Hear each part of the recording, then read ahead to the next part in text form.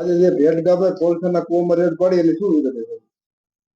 અત્રેના ચોટીલા સબ division હેઠળના મૂળી તાલુકાના ભેટ ગામે અમારી નાયબ કલેક્ટર પ્રાંત ચોટીલાની ટીમ સાથે અમોએ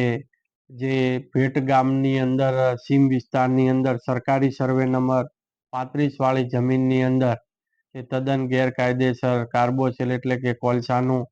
ખનન પ્રવૃત્તિ ચાલી રહી હતી, ત્યાં આકસ્મિક રીતે દરોડા પાડવામાં આવેલા હતા અને આ દરોડા દરમિયાન જે સ્થળ ઉપરથી મુદ્દામાલ કબજે કરવામાં આવેલ છે, જેમાં 5 tractor, 2 loader machine, 3 dumper, 16 bucket, 15 ચરખા, 150 ટન કોલસો, 5 બાઇક, 2 કમ્પ્રેશન મશીન, 1 જનરેટર, આમ કુલ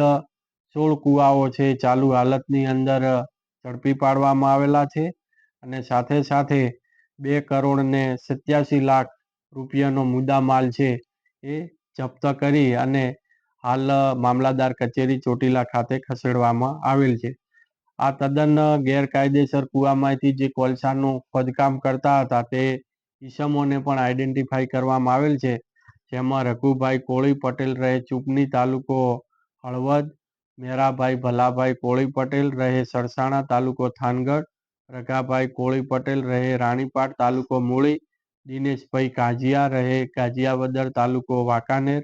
કાનાભાઈ ચંદનભાઈ દરબાર રહે થાનગઢ, મનસુખભાઈ કોળી પટેલ રહે ભેટ તાલુકો મૂળી.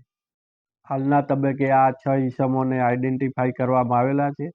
બાકીના પણ જે પણ ઈસમો સંડોવાયેલા છે આ ગેરકાયદેસર પ્રવૃત્તિમાં, તેઓને આઈડેન્ટિફાઈ કરવાની પ્રક્રિયા હાલ ચાલુમાં છે અને આ